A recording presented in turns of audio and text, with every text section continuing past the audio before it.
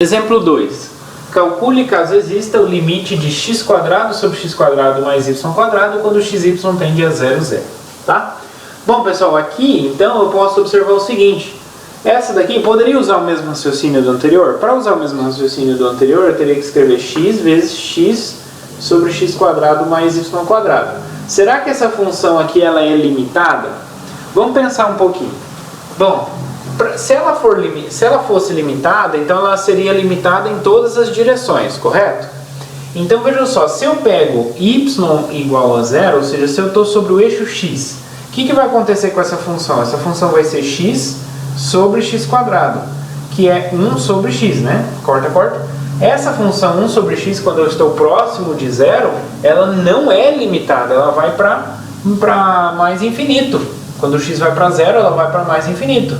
Ou menos infinito, depende para onde ela vai. Se o x vai para 0 pela direita ou pela esquerda, tá? Então cuidado, viu, pessoal? Então essa função aqui não é limitada. Tá? Eu não consigo mostrar que ela é limitada. Porque sobre o eixo x, a gente já sabe que ela é 1 sobre x. E 1 sobre x não é limitado, vai para infinito, tá? Então, cuidado, tá? Não podemos usar a mesma propriedade do exemplo anterior. Então, aqui temos que partir para outra ideia. A ideia aqui, nesse caso, pessoal, eu poderia tentar pensar em várias opções, né? Primeiro, vamos pensar se o limite existe, né? Bom, vou pensar em duas direções. Pensa, se eu pego sobre o eixo y, tá?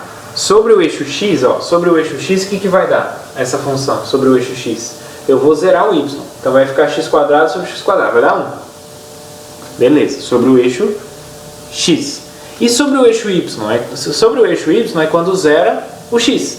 Quando zera o x vai dar 0 isso aqui. Então, pelo eixo y deu 0 e pelo eixo x deu 1. Então, são valores diferentes, então o limite não existe. Então, é uma forma de a gente já pensar, né? Falar, não, se eu pego x igual a 0, se eu pego y igual a 0, se eu pego x igual a y, né? Aqui, por exemplo, se eu pego x igual a y, embaixo vai ficar x² mais x². Então, vai ficar 2x². E em cima x². Cancela o x², vai ficar meio. Então, é outro caminho que dá um outro valor diferente, tá? Então, como que a gente mostra aqui? Então, de fato, tome gama 1 de t igual... Bom, deixa eu copiar aqui para ficar igual ao pessoal que já tem as notas. Gama 1 de t igual a 0t e gama 2 de t igual a t 0. Né? Ou seja, aqui é o eixo y e aqui o eixo x. Né? Na verdade eu peguei aqui o eixo, a diagonal, x igual a y. Né? Mas também poderia pegar o eixo x e o eixo y de forma independente, também não tem problema. Tá? Poderia pegar t0 e 0t, mas aqui no caso eu escolhi pegar 0t e tt. Então como vai ficar? Então assim, como que vai ficar a nossa função em gama 1 de t? Vai ficar f, o gama 1 é o que? É 0t. Então onde tem x eu vou colocar 0, onde tem t eu vou colocar, onde tem y eu vou colocar t. Então vai ficar 0² sobre 0² mais t². Ou seja, isso é 0. E quanto que é a f em gama 2 de t? O gama 2 ele é tt. Então vai ficar f em tt. Que dá quanto? Então onde tem x eu vou colocar t e onde tem y eu vou colocar t. Então vai ficar t² sobre t² mais t². Então em cima vai ficar t², embaixo vai ficar 2t². Cancelando, vai ficar meio. Ok? Então aqui, logo, o limite, quando xy tende a 0, 0, da função f sobre a curva gama 1 de t, isso dá quanto? É exatamente o limite quando xy... Opa, xy não. Opa, não é xy porque é sobre a curva gama. Então é t tendendo a t0. Aqui é 0. Aqui em t, limite em t, tá? Então vai ficar o limite para t tendendo a 0 Quem é f de gama 1? F de gama 1 é 0. Então, o limite de 0 para t tendendo a 0. Isso independe de t, então é 0.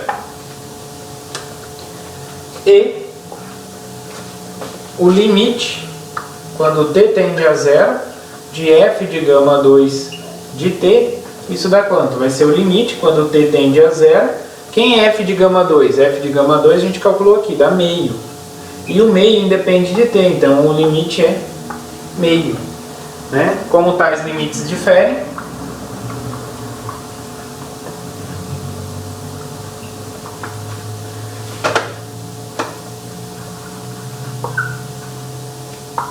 o que vai acontecer? Segue que o limite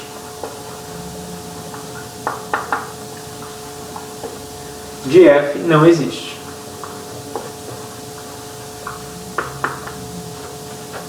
Ok? Então cuidado aqui, viu pessoal, que x sobre x quadrado mais y quadrado não é limitada, né? Então não posso aplicar a mesma coisa que a gente fez no exemplo anterior. Então aqui a ideia é olhar para a minha função e tentar pensar, se eu faço x igual a 0, se eu faço y igual a 0, se eu faço x igual a y, se eu faço x igual a menos y, né? Tentar pensar.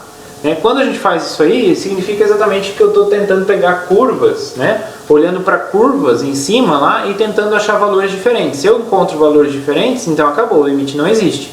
Se todos que eu tentei são limites iguais, então não posso usar essa alternativa. Eu tenho que tentar usar outra propriedade para mostrar que o limite existe. Tá? Então cuidado, essa ideia das curvas, reforçando, essa ideia das curvas vale só para mostrar quando o limite não existe. Tá? Para mostrar que o limite existe, eu preciso usar outras propriedades, né? O teorema do confronto, ou o teorema ou ver a função como uma que vai para zero e outra que é limitada, né? Usar propriedades de limite e assim por diante.